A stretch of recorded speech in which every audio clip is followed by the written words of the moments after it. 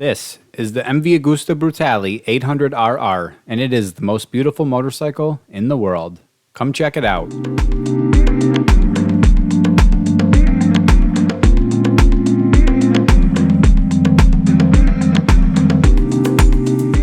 What's going on, everyone? Welcome back. Today we are looking at the 2022 MV Aguste Brutale 800RR. In this video, I'm going to give you an overview of the bike and all the accessories and parts I've added to it, as well as my opinion on them, any of the pros and cons, and any of the modifications required to install them. If that sounds like it interests you, stick around.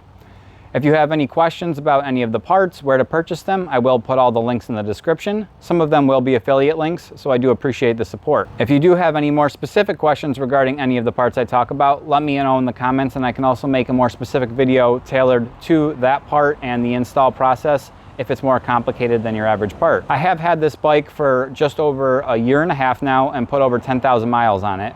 So I do have a very good experience with it and all of the parts that I added to it. Most of the parts that I will be discussing today are cosmetic, so there's really not too much to say about how it is riding with them, but some of them do, so I will go into more depth on those parts. If you'd like to hear more about my experience with it for the first 10,000 miles, I did do a 10,000 mile review, part 1, which I will link up in the corner, and stay tuned for part 2 coming. Before we get into the overview, I do ask that you hit that like button and subscribe, ring that bell so you're notified of any of the new videos coming out on this beautiful bike, which is the most beautiful bike ever created. Let's jump right in. Starting off the back here, you can see I have the CNC Racing axle nut. I have the matching set. You'll see the one on the other side after. And then we have a small flange and screw here that I actually painted, and I did do a separate video on this. I used Duplicolor metal cast paint, which is made to mimic anodized aluminum, and you can see the difference between the two parts. They look very, very close in color. From a few feet back, you can't really tell the difference. And then of course we have the Fresco Corse Trio exhaust. The stock exhaust on this bike, in my opinion, is one of the most beautiful exhausts on any bike. It looks incredible. The bronze color on it is amazing. However, as many of us know, the sound is terrible. So I really wanted to keep the look of the triple exhaust, so I went with the Corse Trio exhaust in the black stainless steel.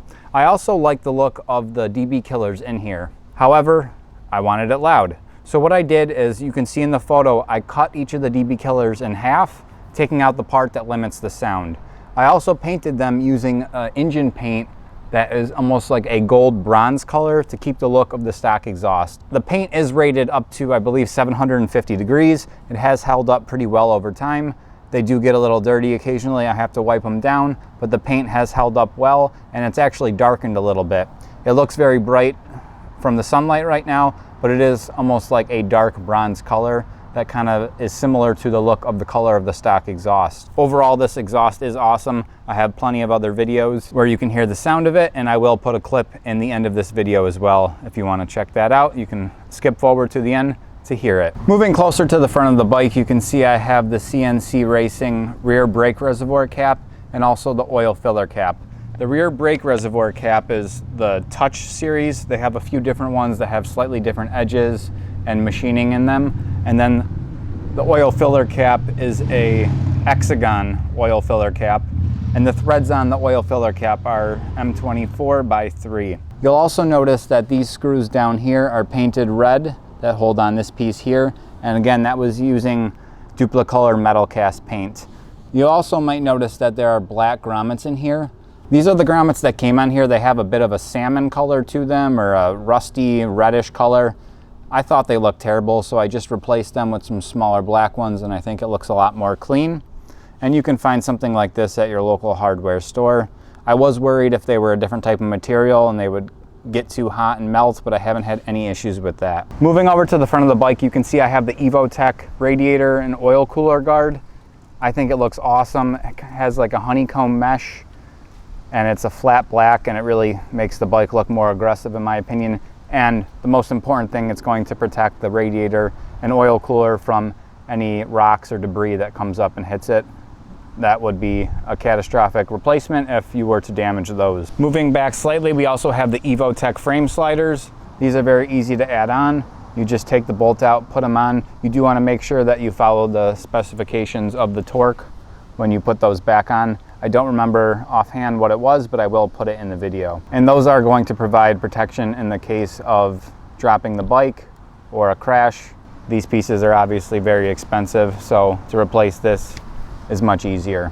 Moving over to the fork, we also have the Evotech fork sliders, which do the same job as the frame sliders, just providing protection to the fork in the case of a crash or the bike tipping over.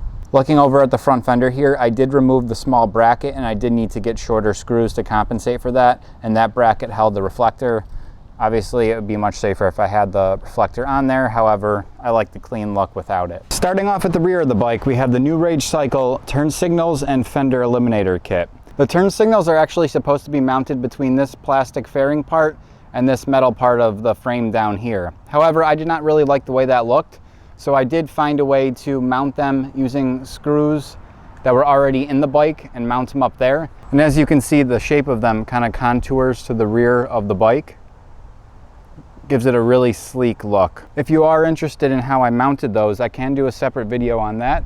Just let me know in the comments if you want to see that. Moving down here to the fender eliminator, this is actually for the 2020 version of the MV Aguste Brutale. There is a slight difference in the 2021 and the 2022 models, and that is this piece right here. This is flush with the frame on the 2020 models, so I had to modify this to fit in there. This top part here had another bracket that came up higher with a screw that is in line with this piece right here that goes through there to hold it up. So what I had to do was cut the top of it and then continue to connect it to these two bolts, which it's supposed to. It presses between this piece and the frame here, and I had to angle it back a little bit. From the back, you can still see it perfectly fine. I'm not worried about visibility, but it is something to remember. It is compatible, but you do have to modify it. I believe I was the first person to actually bring it to the attention of New Rage Cycle because I had sent them some emails and some photos, and they were unaware that this model was different, and they had not at the time back in 2021 in July when I was communicating with them, had one of these models to actually design a new one around. And to my knowledge, there is not a new one out yet. But it is possible to use that setup on here. It just takes a little bit of modification. If you want to see a separate video on that, let me know. And I can also show you more in depth of what I did to get that to fit in here. So something that I just recently added were these lights right here. These lights were very inexpensive. They were about $22 on Amazon. I did make my own brackets out of G10, which is a fiberglass sheet, and used some longer screws to attach them where those screws originally were. I also added a switch to them and wired them into the battery, just like I did with my quad lock charger up there. For the price, these lights are excellent. I will say that the first pair I got, one of them died after about a week of using it.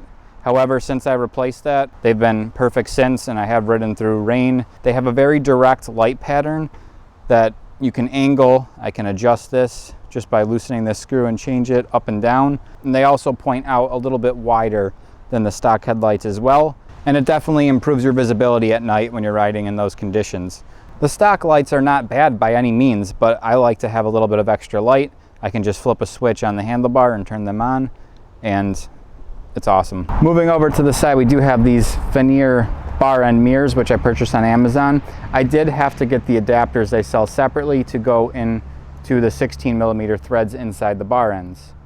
One of the things to note is that with these adapters, they're a little bit too long, and I had to have my friend mill them down a little bit. I'll put a picture here so you can see the modification that had to be made in order to get these to fit in flush. The mirrors are very nice and stable. I have not had any issues with them moving around from the wind. Obviously, I've bumped into them a few times moving the bike around, and they will move, but it's easy to reset them.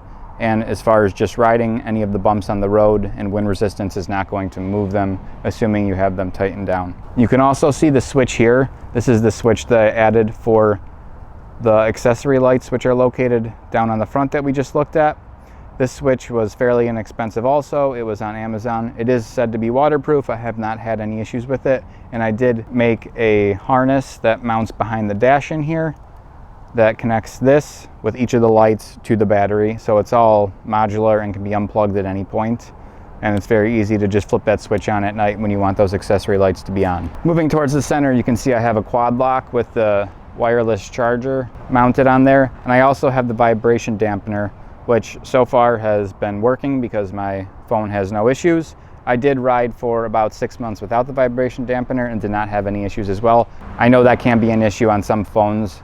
Some phones are more susceptible than others. I have not had any issues so far, and I'm thankful for that. But just in case, I do have the vibration dampener to hopefully help with those vibrations and impacts when you're riding. Right in between here, we do have a mirror plug that's also red. Those were purchased on Amazon.